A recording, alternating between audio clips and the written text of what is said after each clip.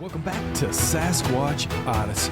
Thank you so much for clicking play. It is Wednesday. I hope you're having a great week.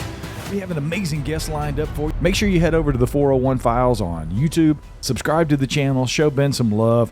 We're going to do some other collaborations here in the future, and I'm really looking forward to that. I think he's a really cool guy, and I think you're really going to enjoy his stuff.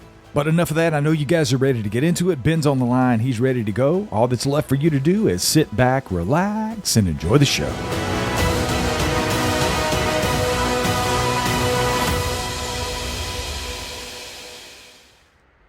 Looks like there's some kind of game hide over there. I might go check that out.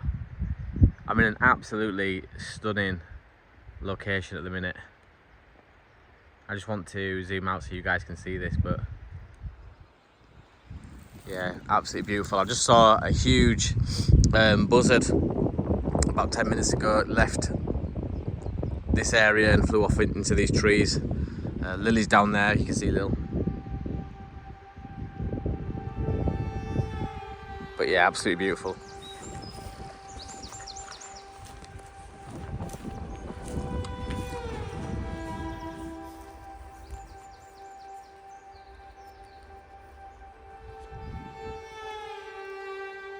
Oh man, I am so happy that I got out of the house today.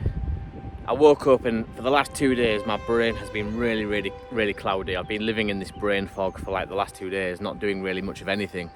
And today I just thought, right, enough is enough. I've dragged myself out of bed and I finally got out of the house, and do you know what? I'm so pleased that I've done that because it's a glorious, glorious day. And look where I am. All I can hear is bird song, and I can see Lily running through this long grass in this meadow. It's just absolutely stunning. The sun as well has finally got some heat in it. We've had a few sunny days, but it's still been quite cold, whereas now today I've not even brought my coat out with me. I shouldn't be wearing this silly hat, to be honest, but I left the house thinking it might be cold, or might be colder than it looks. I was wrong. It's not, it's actually really warm. I'm gonna flip the camera so you guys can see, but I'm in this meadow slash wooded area. And I can see clearly now the game hide in front of me. But on all the trees as well, it's pretty much an area that is heavily targeting nature into this location. There's bird boxes, bat boxes on most of the trees, so yeah, cool. I'm just gonna go check it out.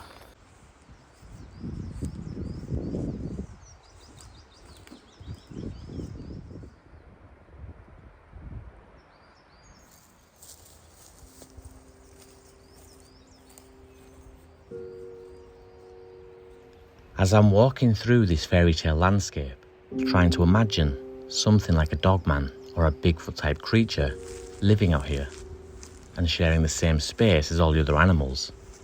But no matter how hard I try to accept that thought process or venture further down this line of reasoning, my brain will always freeze and hold me back. Because for me, these creatures are coming from somewhere else. Somewhere else could mean deep under the Earth's crust, or somewhere else out there in space. The fascinating part for me though is why, and in places like this, did the Forestry Commission even know about these things? I mean, if they did, it would be safe to assume that they would be keeping a tight lid on anything that could potentially cause panic and lose them millions of pounds in revenue. So I'm just thinking about adders. Now that the warmer weather is here, I should maybe invest in a snakebite kit. Not necessarily for me. I mean, I wouldn't like to get bit by an adder. Apparently they give a really nasty bite, but I'm thinking more about Lil, because she gets into these areas where adders tend to hang out, and you know, I can't always keep my eye on her when she's venturing through the forest and stuff. So yeah, I'd hate to think that she gets bit and I have no way of treating her. So when I get back, that will be the first thing that I do, is buy myself a snakebite kit.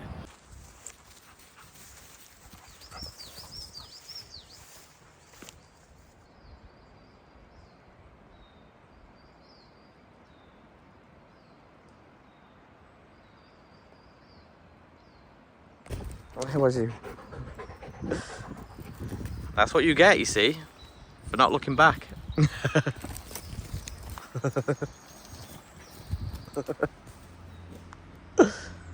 Oh, Lily.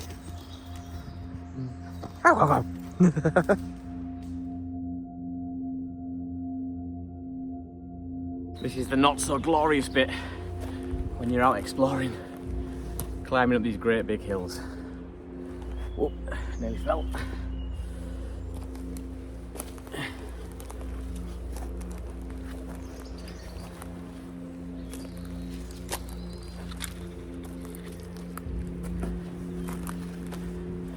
Whew. I made it. So I just stopped to scan the top of this hill. I mean, this is a hell of a hill. Really, really steep. I don't think the camera's doing it justice, but yeah, I stopped and scanned and just thought, imagine if I looked across to the crest of that hill and I saw something at the top looking down at me, watching me move through this forest. That'd be creepy.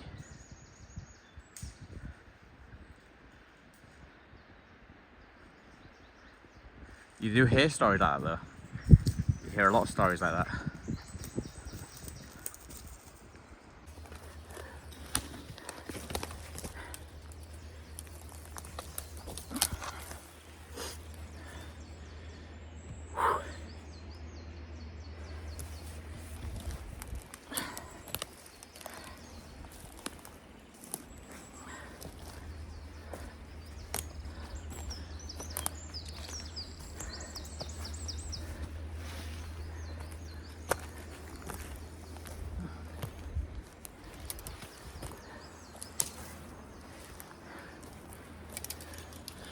Wow, this is a hell of a climb.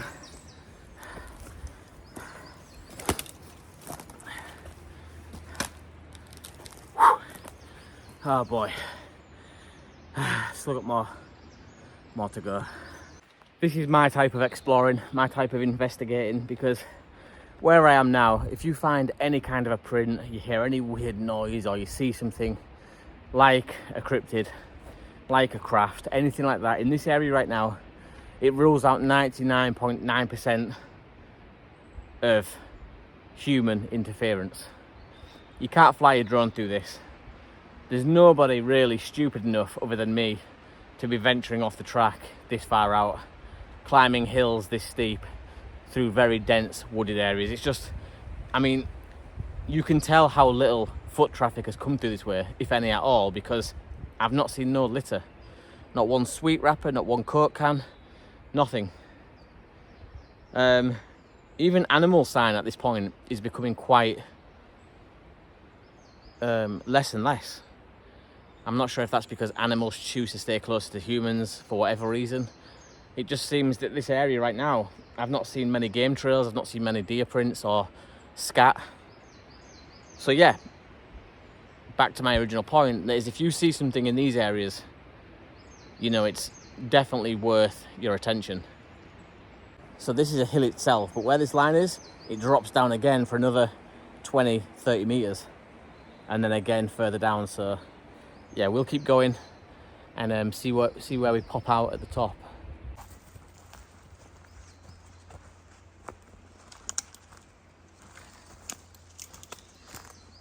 Ooh, I hope you guys, hey, it looks like there's another meadow down there. I might have to maybe climb back down the hill. Yeah, it does. It looks like there's another meadow down there. Hope you guys are enjoying the explore with me on this beautiful day. It's nice to be able to bring you guys with me and share these experiences. It's nice that I get to do it firsthand, but you know, when you get back and you tell people of what you've seen, where you explored, or what you found, it's never as good. You know, you can never do it justice. So the fact that there's like a, what's that there? Looks like some kind of a wall or where the ground raises up. I might go check that out as well. So do I go to the meadow, or do I go to this weird type of a hill? I might just climb up there and go see what that raise is in the ground, and then maybe walk along there, cut back down and join the meadow down here somewhere. I don't know, we'll figure this out. It's good fitness. I've really got into my fitness again. I used to be super fit when I was in the army. I was like one of the fittest guys in the platoon at that point. But then I got into a relationship, got comfortable, and you know how it goes. I just let myself go a little bit. So right now, I'm loving all the fitness I can get. I've been working out again, I've been eating healthy, and yeah, I feel good. One thing at a time, get a healthy body, then concentrate on getting a healthy mind.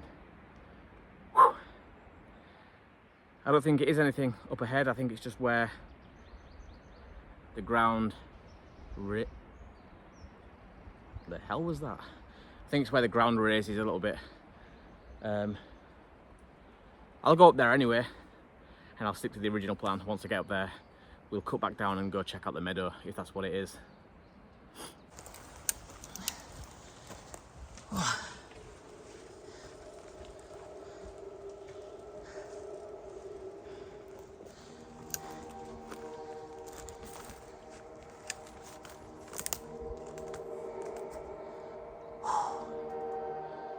Sweating.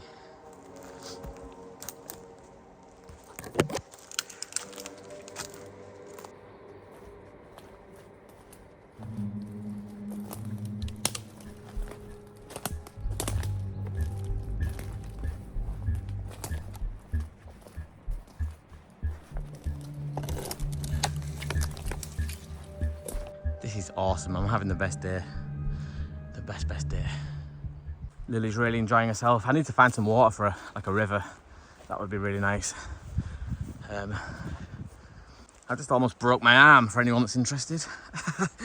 I got like to almost where the bottom of the hill was, where it joined the meadow, and I slipped and my arm went underneath me and buckled it quite bad, but luckily it's fine. My body weight managed to roll over quickly enough before it got trapped underneath me and snapped. But yeah, just shows you how easy things can happen. Such a cool place. I feel like I've been bottlenecked though. You know, in the army we would call this a bottleneck ambush, where you lead the enemy into an area. And what I mean by that is there's a hill at either side of me. So really, what people naturally would plan on doing is just walking through, because that's the easiest route. What they don't know is that lying in wait at the other end when it bottlenecks is the ambush. So yeah, anyway,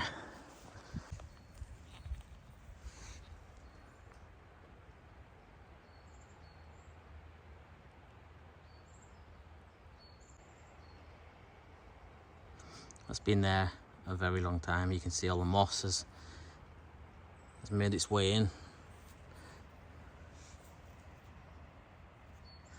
I always wonder who's left that, and like what were they doing here with a bottle of milk.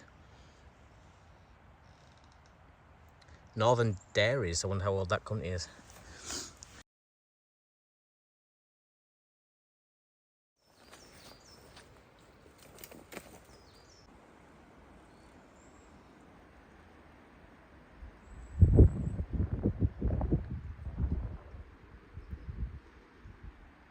Ah, the old fork in the road. I can't get past that way. I might be able to push through the side of this tree.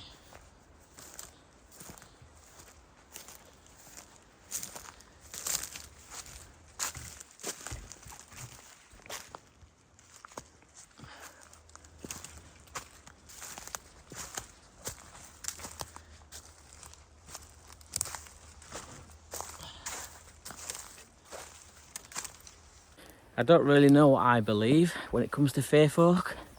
I enjoy the stories. I enjoy listening about people's experiences with little people living in the forest.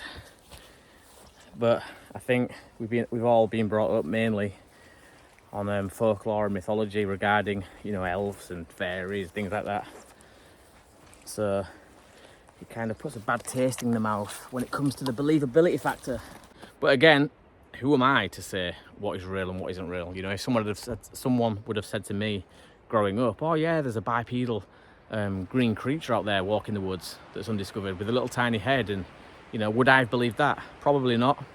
But sure enough, I had the experience, and I know firsthand that does exist. Now, the question is, if these things do exist, are they here permanently? That's another interesting question to ask ourselves. Is, let's just say and go down the route that fae folk do exist, gnomes do exist, you know, cryptids and reptilians do exist.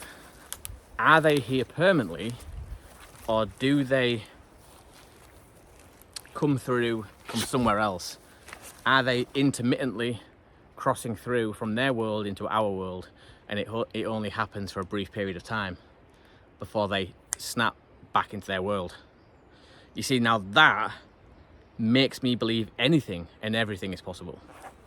If we're saying that these fae folk and cryptids and other weird folklore, mythology type creatures are real, and we're also saying that they're here permanently, they're just not discovered, I have a harder time believing that. I don't know why. I just do. That is a cool looking skull. I'm guessing deer.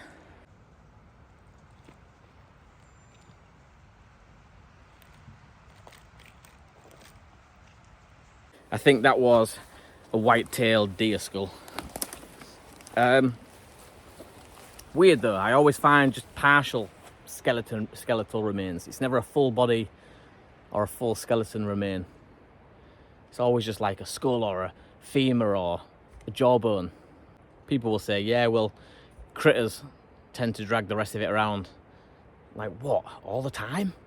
These critters must be on the ball 24 hours a day, 7 days a week, and they must do a really good job at scattering the bones, because it's not even like, you know, a smaller bone is just a few feet away. It's always just a single part of the skeleton left on its own with no other remains anywhere in the vicinity.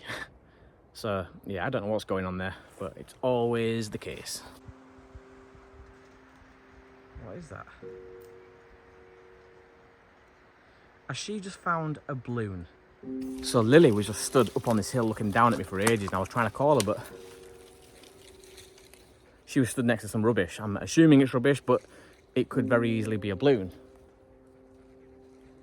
If it's a balloon, I'm going to be a bit freaked out, because literally a minute ago I was just looking at this thing here thinking, wow, that looks a bit like a nest. Obviously I don't think it is, but that thought did cross my mind. So now the fact that only 5 meters away Lily was sat there alerting me to a balloon is quite weird, considering the fact that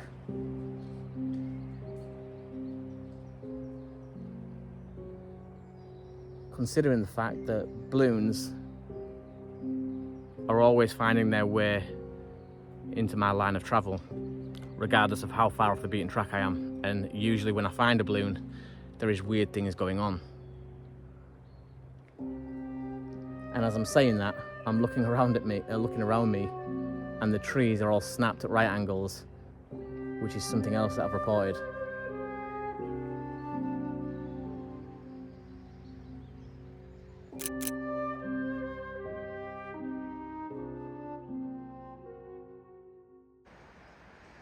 It is a balloon. It is a balloon.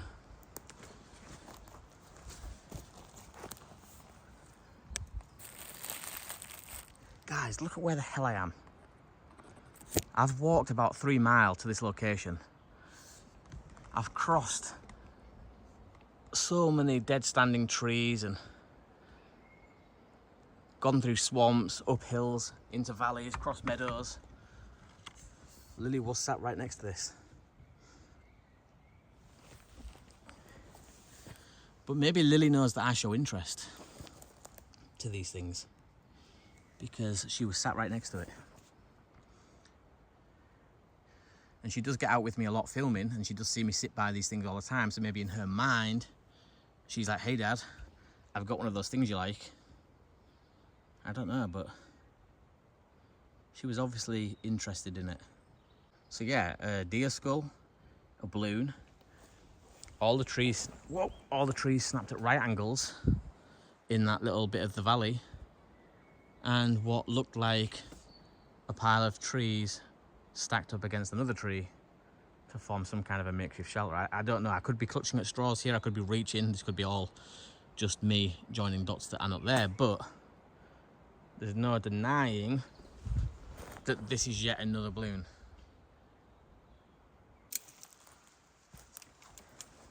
Can you imagine if there was some kind of a conspiracy going on in these national parks, and you know, the National Park Agency or the Forestry Commission, they knew about this stuff? What I'm saying is nothing new. It's, you know, it's not like I've just thought that up. A lot of people have speculated this for a long time. But what a great story. What a creepy story. If the Forestry Commission knew or was aware that there is some kind of a anomaly, weird phenomena taking place in these national parks, and they were just trying to keep it under wraps. You know, a lot of these routes, and I don't mean like tree routes, I mean areas that people can venture off into the forest, into the national parks. A lot of them are very, very heavily designated. Now you might say that's because they want to keep people on track and safe. Yeah, I get that. But it also might be to deter people from going where they're not supposed to be going, like me.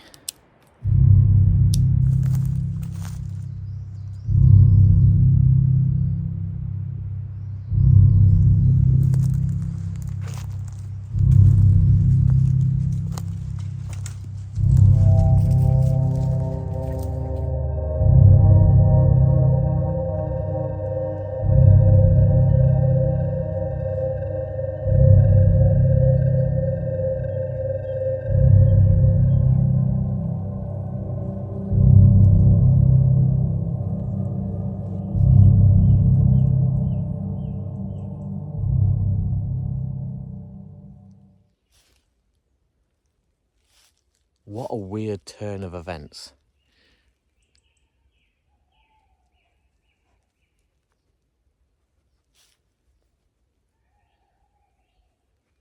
I love that sound. The owls calling each other through the forest. But yeah, what a weird turn of events. This morning was absolutely beautiful. Glorious sunshine, blue skies. And now we have this thick fog that is just blanketing this whole area. It's really, really thick.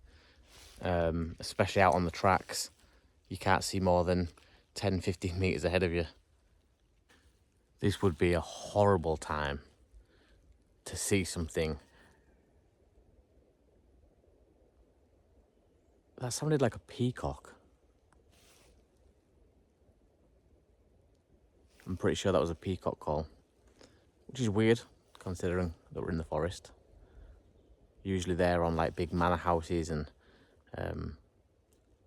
rich people's properties. Very rarely do you see them just wandering wild.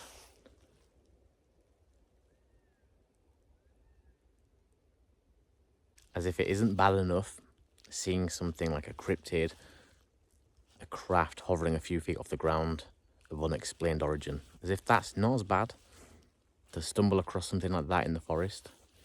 You add to it this fog, the fact that it's becoming night rather quickly.